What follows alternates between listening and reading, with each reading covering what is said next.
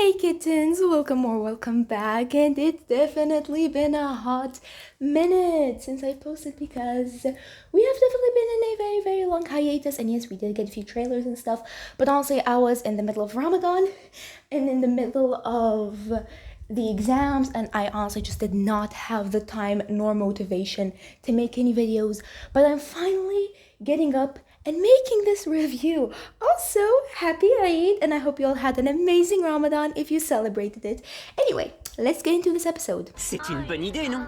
Je sais pas trop. Pendant un temps, j'ai gardé les Miraculous avec moi dans mon yo-yo, mais ça n'a pas empêché Papy Ombre de me les voler. Ce n'était pas ta faute. I'm gonna try and keep this short because I honestly just don't have the time. Again, I'm quite busy even though we are in spring break. It's actually insane saying it's spring break. Like, this year has passed by super duper fast and we are in our final semester and I'm okay losing it. But anyway, back on to topic. I'll try and keep this under 15 minutes. Hopefully like 10-ish minutes, but I don't know how that's gonna go. Anyway, so this episode, a very good night. Also, first of all, I need to say I love the wordplay in the French title. So in the French title, it's "Fais des beaux rêves," which translates to have nice dreams or something like that. I forgot the phrasing, but like, you know. And a fait, which can mean in French, it can mean do this. Or fée, which can also mean fairy. So fée des beaux rêves, it's like hope you have nice dreams, but the fée part translates to fairy because the akumatized villain was kind of a fairy that granted wishes. That is something the English title missed because it did not have that wordplay, and I honestly loved it. I love speaking both languages. It's so much fun picking up on wordplay like that. But anyway, this episode was... It was interesting. It wasn't bad by any means, but in all honesty, I didn't really care about it that much. Max isn't a character I'm particularly interested in. I really don't care about him that much. I also couldn't really relate to anything because I'm not autistic, but a lot of the things I saw, like, they were a bit extreme to me. I'd be like, I would not be able to live like that. But at the same time, I understand that many people can relate to him, and I would like to know, if you are autistic, do you think this episode was accurate? Were you able to relate to Max in any way, shape, or form? But yeah, so I didn't really care about this episode that much. I'm glad they are adding representation. Really, I heard a lot of people saying they should represent religion.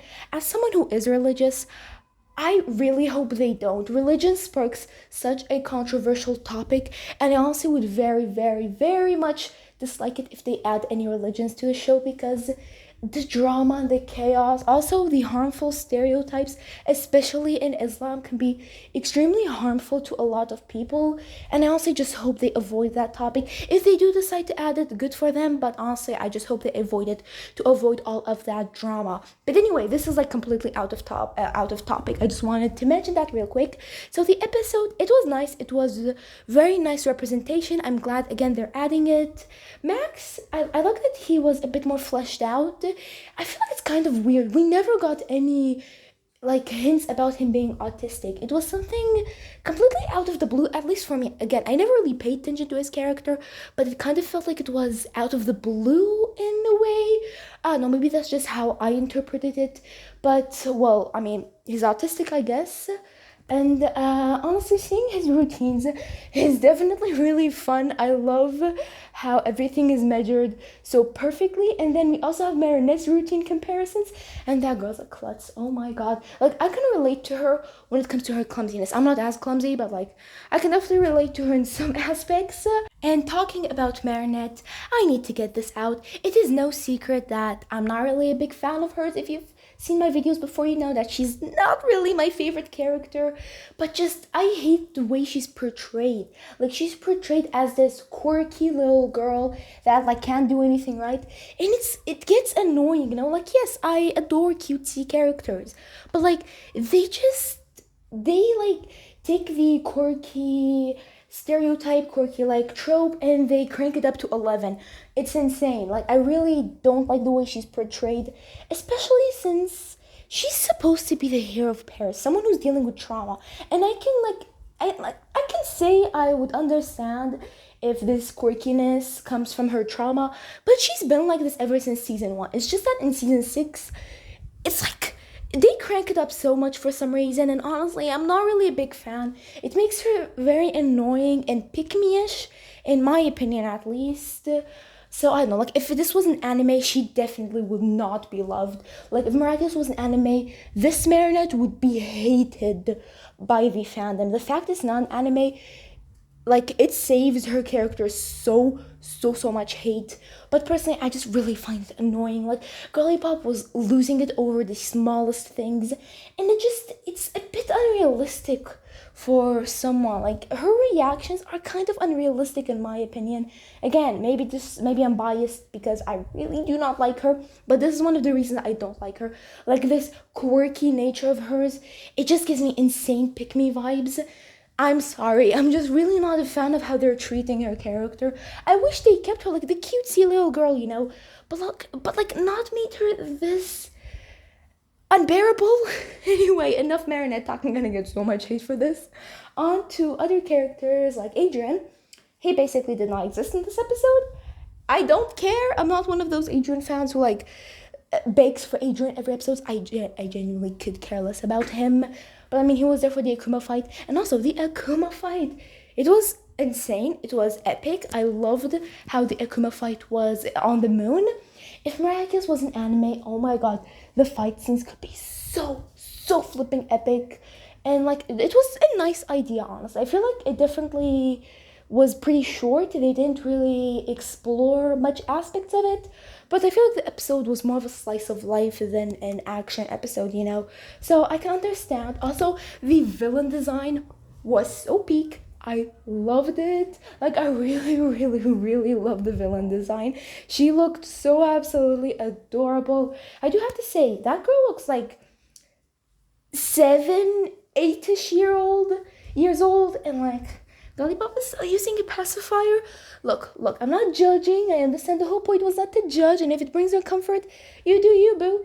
But like, a pacifier at that age is very questionable. Although I like that Max was able to reassure her because he can relate to her in some aspects, and that was honestly super duper sweet. And finally, talking about the most ridiculous part of this entire episode, the Lila scene at the end. She wrote a love letter to Max.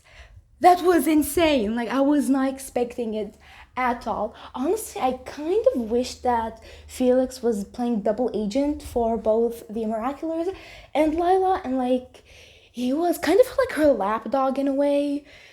And honestly, that might still happen, but I don't think so. Like, judging from the love letter and stuff, she's probably gonna use Max as a lapdog. I'm pretty sure she knows he's Pegasus, so maybe she's gonna use his powers or something like that. I don't know, but it's definitely gonna be pretty interesting at least. And I definitely am excited.